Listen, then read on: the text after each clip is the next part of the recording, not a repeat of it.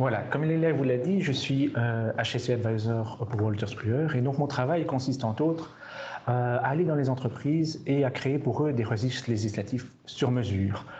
Parallèlement à ça, je mène aussi des audits de conformité réglementaire, que ce soit en sécurité ou en environnement, où nous effectuons différentes missions de support sécurité et environnement pour les entreprises, qu'il s'agisse de formation, d'élaborer des plans annuels d'action ou des plans quinquennaux. Donc voilà, nous fournissons vraiment des services sur mesure en sécurité et environnement aux entreprises. Alors le thème du jour, ça va être les systèmes de gestion de conformité réglementaire. Alors la gestion de conformité réglementaire, c'est quelque chose de bien ennuyeux, mais il n'y a pas le choix, tout le monde doit passer par là. Nul n'est censé ignorer la loi, que ce soit en tant que citoyen, mais alors en tant que gestionnaire d'une entreprise, en tant qu'exploitant, en tant que patron, on a encore bien sûr bien d'autres responsabilités en plus. Parallèlement à ça, le fait de connaître la réglementation qui nous concerne, de la mettre en œuvre et de savoir où on en est, mais c'est finalement la base de tout système de gestion de qualité, de tout système de gestion, de politique de gestion de l'environnement, de la sécurité santé au travail. Donc c'est vraiment quelque chose de tout à fait fondamental. Alors, ces systèmes de gestion de l'environnement, de gestion de la sécurité santé au travail, mais ça fonctionne toujours un peu sur le même principe. Hein. C'est la fameuse roue de Deming, donc Plan, Do, Check, Act. Et donc, dans la première étape, on n'y coupe pas, c'est vraiment identifier tous les aspects environnementaux ou sécurité de son entreprise, mais également toutes les exigences légales et autres qui nous concernent. Pourquoi les identifier? Afin de pouvoir voir où on se situe et de pouvoir se fixer des objectifs et des cibles à atteindre. Objectifs qu'on va inclure dans un programme, que ce soit un programme environnemental ou un programme d'action en sécurité. Et ces plans, ces programmes, on va les mettre en œuvre. On va devoir documenter, communiquer les instructions, les procédures et ainsi de suite. Et puis à un moment, on va devoir faire le point, voir où on en est. Tiens, est-ce que maintenant nous sommes conformes? Est-ce qu'on a bien fait tout ce qu'il fallait? Ou bien est-ce qu'il faut mener des actions correctives? Et puis, une fois que la roue a fait son tour, il va falloir continuer à maintenir ça à jour, parce qu'une entreprise, c'est quelque chose qui vit. Il y a des installations qu'on rajoute, il y a des activités qu'on démarre, des activités qu'on arrête. L'entreprise peut grandir et le législateur, lui non plus, ne dort pas. Chaque jour, il y a des nouvelles lois qui paraissent et donc il faut se maintenir au courant des choses. Alors, si on regarde un peu plus ce que racontent les normes par rapport au système de gestion de l'environnement, donc la norme ISO 14001, elle n'établit pas d'exigence absolue en matière de performance environnementale, mais ce qu'elle impose, c'est de se conformer à la législation et aux réglementations applicables. Donc elle dit clairement que l'organisme doit identifier et avoir accès aux obligations de conformité relatives à ces aspects environnementaux, déterminer de quelle manière ces obligations de conformité s'appliquent à elles, et elle doit tenir à jour des informations documentées sur ces obligations de conformité. Si on regarde la norme équivalente en matière de sécurité santé au travail, donc ici on est dans l'OHSAS 18001, ça dit à peu près la même chose. Hein. L'organisme doit établir, mettre en œuvre et tenir à jour une procédure pour identifier, accéder aux exigences légales et autres en matière de sécurité santé applicables à sa situation. Elle doit veiller à ce que ces exigences légales et autres auxquelles elle doit se conformer soient prises en compte dans l'établissement, la mise en œuvre et la tenue de son système de management de la sécurité santé au travail. Elle doit maintenir tout ça à jour et elle doit faire part de ces informations pertinentes sur les exigences légales et autres aux personnes travaillant sous son contrôle ainsi qu'aux autres parties intéressées pertinentes. Donc, si on résume ce qu'un système de gestion de la conformité réglementaire doit pouvoir faire, c'est connaître les réglementations applicables, connaître cet impact de ces réglementations sur le fonctionnement de votre entreprise, traduire en fait ces réglementations à votre situation propre, évaluer la manière dont votre entreprise respecte ses obligations, planifier, documenter les actions d'amélioration, rester actuel et bien sûr communiquer par rapport à ça. On peut résumer ça en Know, Manage, Report. Mis en schéma et de manière plus complète, Voilà un peu le processus de la gestion de la conformité réglementaire. Donc on part de l'entreprise, hein, elle a des activités. On a toute une série de lois qui sont publiées dans notre pays. Il va falloir d'abord faire le tri. Quelles sont les lois qui sont vraiment pertinentes pour nous? Quelles sont celles qui ne le sont pas? Une fois qu'on a fait ce tri, eh bien, il va falloir voir avec les experts au sein de l'entreprise ou les experts extérieurs et analyser un peu ce que ces lois impliquent par rapport au fonctionnement de l'entreprise, traduire ça dans des procédures internes, dans des checklists, dans vraiment les traduire à la situation de l'entreprise. Après, à un moment ou à un autre, il faudra faire le point. Où est-ce qu'on en est? Est-ce qu'on est conforme à la réglementation ou pas? Est-ce que ces procédures fonctionnent, ne fonctionnent pas? Et voilà, éventuellement, mettre en place des actions correctives, ou bien, ben non, c'est bon, on continue, et alors la boucle est bouclée. Donc, première étape, c'est finalement quelles sont les lois pertinentes pour nous. Alors là, c'est probablement le point le plus compliqué, parce qu'il y a des milliers de textes légaux en sécurité, santé et environnement. On a plusieurs pouvoirs aussi. Nous avons les régions, nous avons l'Europe, nous avons le pays, les communautés qui parfois sont compétentes également. On a des textes qui ont été publiés à un moment, qui ont été modifiés à de très nombreuses reprises, puis qui ont été abrogés, mais peut-être pas tout à fait, et peut-être seulement pour une partie du pays, mais pas pour tout le pays. Donc c'est franchement pas évident de s'y retrouver, et il y a moyen d'y perdre des jours, des heures, sans pour autant avoir le résultat, être certain encore du résultat. Est-ce qu'on a bien tout? Est-ce qu'on n'est pas passé à côté de quelque chose? Donc c'est un peu le labyrinthe. Alors comment faire? Il faut vraiment partir de l'entreprise, voir faire l'inventaire de ces activités. Qu'est-ce qu'on fait? Quelles installations a-t-on? Lister les installations. Quels risques génèrent ces activités et ces installations, que ce soit pour l'environnement ou le personnel? Et donc faire vraiment un profil sécurité environnement de votre entreprise. Pourquoi faire un profil sécurité et environnement? Parce que les législations qui sont publiées sont des législations qui sont thématiques. On a bien sûr une loi sur le bien-être avec un code sur le bien-être, mais cette loi sur le bien-être est assortie de toute une série d'arrêtés d'exécution qui, eux, ont des thèmes bien précis. On va avoir un arrêté sur les équipements de travail mobile, on va avoir un arrêté sur le travail en hauteur, sur les chantiers, sur la radioactivité. Donc, si vous n'utilisez jamais de radiation ionisante, ça ne sert à rien de commencer à aller chercher les réglementations sur les radiations ionisantes. Si vous êtes juste une entreprise de bureau sans chariot élévateur, sans équipement de travail mobile, mais forcément, il ne faut pas s'encombrer de tout ça. Pareil pour les installations. Nous avons le code de l'environnement, nous avons les arrêtés, enfin le décret relatif au permis, et nous avons toute une série d'arrêtés avec des conditions sectorielles, les conditions sectorielles qui sont relatives soit à une activité, soit à une installation. Et donc, il faut vraiment lister, faire l'inventaire. Alors nous, comment est-ce qu'on travaille chez nous? En fait, nous avons développé des outils. Donc, chez Clure, nous avons une banque de données où toute la législation sécurité, santé, environnement est répertoriée et nous avons rangé cette législation dans un système de sélection du contenu où cette législation est rangée par topic, donc par sujet. Et donc, à partir de ce profil, il nous suffit d'ouvrir les différents topics et de voir et de sélectionner finalement les sujets qui concernent l'entreprise et après de faire le tri des lois qui vraiment nous intéressent dedans. Pourquoi? Pour avoir un registre qui soit bien sûr complet, mais aussi le plus limité possible. Parce que même en se limitant au maximum, on va déjà arriver à devoir respecter une grande quantité d'exigences légales. Donc il faut vraiment se focaliser sur ce qui est essentiel pour la vie de tous les jours de l'entreprise. Donc je vous le disais, c'est quelque chose qui est compliqué sans l'aide de spécialistes. Pourquoi? Parce qu'on a une imbrication de réglementation européenne, nationale, régionale, communautaire, que ce n'est pas toujours évident d'obtenir les dernières versions coordonnées des législations, c'est-à-dire la version coordonnée, c'est la version où finalement on a un texte de base qui a été modifié au fur et à mesure des années, mais où toutes ces modifications sont bien intégrées dans ce texte que vous lisez. Et en plus, on a un cadre législatif qui est quand même relativement mouvant, que ce soit sous l'impulsion européenne ou sous les politiques de régionalisation diverses et variées. Sans même parler du passage du RGPT au Code sur le bien-être, RGPT qui chaque année diminue un petit peu et les arrêtés du Code qui chaque année augmentent. Mais même sans faire appel à des experts, il est possible de gérer ça soi-même.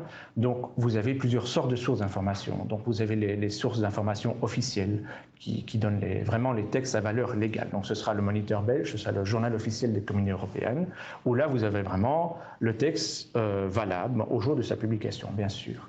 Et puis, vous avez des sources publiques, des sources, donc les sites du SPF, Emploi, Travail, Concertation sociale, le portail Environnement Wallonie, le portail Bruxelles Environnement, Wallex, Bruxellex, qui eux vont vous fournir finalement un aperçu thématique avec, pour information, les législations qu'ils ont, mais sans aucune garantie que ces législations soient complètement coordonnées. Et ils le disent bien, ce sont des législations qui sont fournies à titre d'information.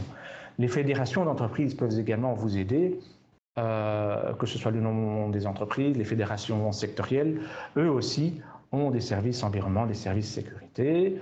Et alors, les firmes privées spécialisées, comme Waterscooler, ont mis en place tout un système de gestion de la législation sécurité, santé, environnement, où vous avez la garantie d'avoir la législation coordonnée, à jour, et qui vous concerne.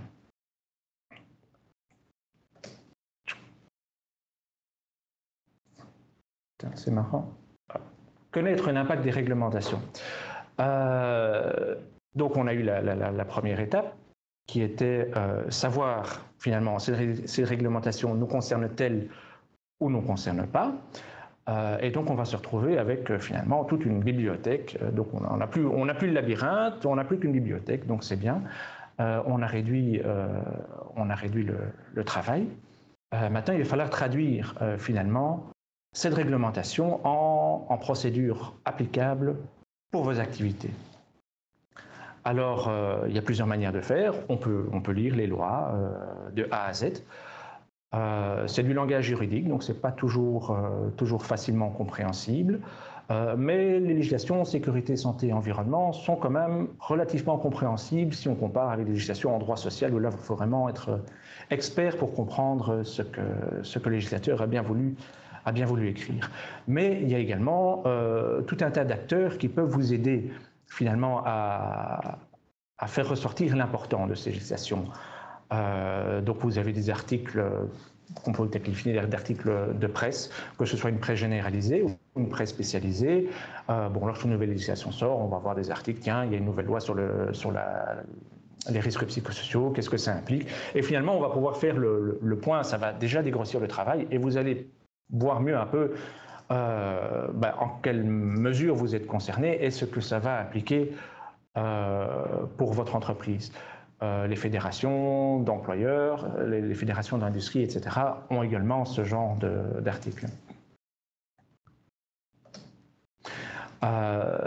Une fois que vous allez faire cet examen détaillé de la législation, il va falloir finalement traduire ça en procédure dans l'entreprise. Donc si vous avez une législation qui vous dit voilà, il faut faire des mesures tous les X, avertir le fonctionnaire technique, ça doit être fait par une personne compétente, etc. Tout ça, ça va devoir être documenté, ça va devoir faire l'objet d'une procédure référencée que vous devrez pouvoir montrer, que ce soit au fonctionnaire de l'administration qui viendra voir, tiens, est-ce que vous faites bien tout comme il faut, ou à l'auditeur.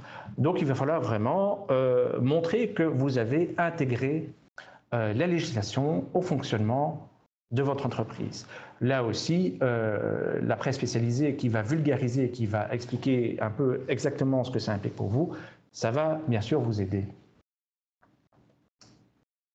Donc vous devrez peut-être insérer des formulaires dans votre règlement de travail, faire des procédures, etc., etc.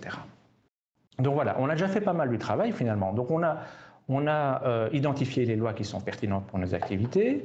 On a lu ces lois, on les a analysées, on les a comprises, on les a transposées finalement dans la situation de l'entreprise, on les a intégrées dans des procédures, dans des checklists. Maintenant, il va falloir évaluer finalement la manière dont l'entreprise est conforme ou pas à la loi, à ces procédures. C'est-à-dire faire un examen systématique de conformité par rapport aux dispositions légales, en confrontant les exigences légales avec les procédures internes de l'entreprise, en faisant l'inventaire des documents, en analysant les risques, etc. etc. Il y a plusieurs manières de procéder.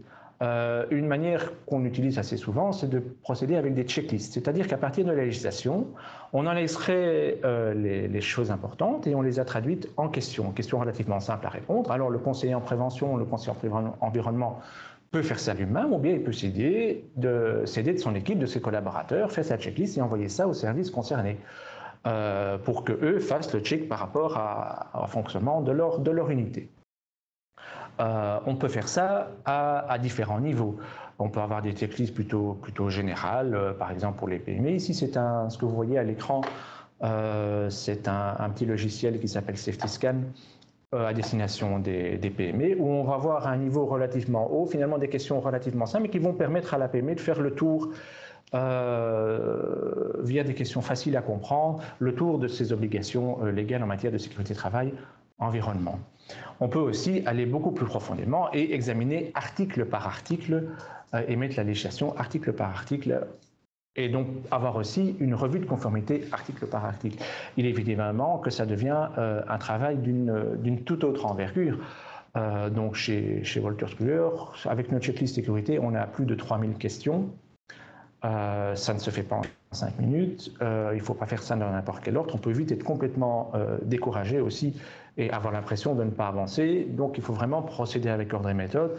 Faire un audit global n'est pas forcément la meilleure manière de faire, on peut dire qu'on démarre avec tel ou tel aspect de la vie de l'entreprise, de faire une checklist adaptée à cet aspect-là et donc procéder ainsi avec ordre et méthode. Ou alors, il y a différentes manières de faire. Une fois qu'on a fait les checklists, qu'on a fait cet audit interne de fonctionnement par rapport à notre conformité réglementaire, il va falloir analyser les résultats, compiler, retirer les tendances, extraire l'important du moins important, afin finalement de pouvoir élaborer un plan d'action, des actions qui vont permettre de corriger les points noirs. Il va s'agir de mettre des priorités. Il est évident qu'une entreprise a des budgets limités, elle ne veut pas tout faire tout de suite en un coup, que ce soit pour une question d'argent ou pour une question de ressources humaines. Rome ne s'est pas faite en un jour. Donc il va falloir pouvoir mettre des priorités. Priorités en fonction de quoi? De la gravité des non-conformités et de leurs impacts possibles, par exemple. Il est évident que si on a une non-conformité qui peut mener à un mémorandum, ça nécessite des actions urgentes par rapport à une conformité, à une procédure administrative qui n'a pas vraiment de conséquences importantes. Et donc, il va falloir attribuer des tâches, fixer des échéances, définir des plans d'action à partir donc de l'audit qu'on aura fait. Alors, c'est bien, on a fait le point. Maintenant, comme je l'ai dit au début, une entreprise, c'est quelque chose qui vit, ça évolue. On va rajouter des installations, on va en retirer, on va être confronté à des nouvelles législations. Donc, il s'agit d'avoir un système finalement qui permet de vivre aussi avec la vie de l'entreprise, un système dynamique. Et alors, un système aussi où on ne perd pas l'information, où tout est documenté. Pour pouvoir le montrer, pour pouvoir repartir de ce qui a été fait, le montrer à l'auditeur, le montrer à l'inspecteur. Et donc votre auditeur, il va falloir pouvoir montrer, ben oui, j'ai lu ma loi, je l'ai traduite, je l'ai compris, j'ai fait telle et telle procédure, nous avons évalué la conformité, voilà, il y avait ça qui n'était pas conforme, le service IT s'occupe de ça, le service technique s'occupe de ça, le service administratif s'occupe de ça, nous avons mené ceci à telle échéance, ça c'est la responsable, et ainsi de suite. Donc il va falloir avoir un système qui permet de voir où on en est, de suivre les actions, de montrer, donc voilà, quelque chose de centralisé, parce que si on a fait son action corrective, mais que le plan n'arrive pas à la personne qui doit le faire, finalement on perd vite le fil des choses et ça ne va pas.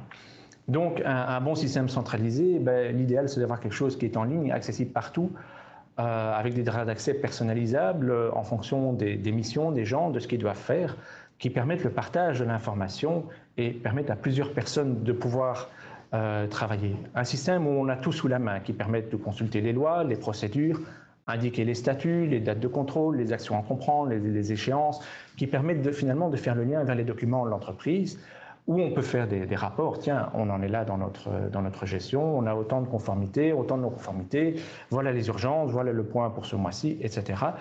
Et quelque chose où on ne doit pas commencer à réveiller 36 personnes, aller voir 4 bureaux, où on peut tout montrer facilement, où on a tout sous la main. Il y a des solutions techniques qui permettent d'avoir via des SharePoint, via des Excel, via les intranets, où il existe aussi des logiciels. Donc, Gaël va vous faire la démonstration à la fin de mon exposé d'un logiciel que nous avons développé qui permet de faire des veilles réglementaires sur mesure, d'indiquer les conformités par rapport à différentes législations, de lire l'actualité par rapport à ces législations, etc.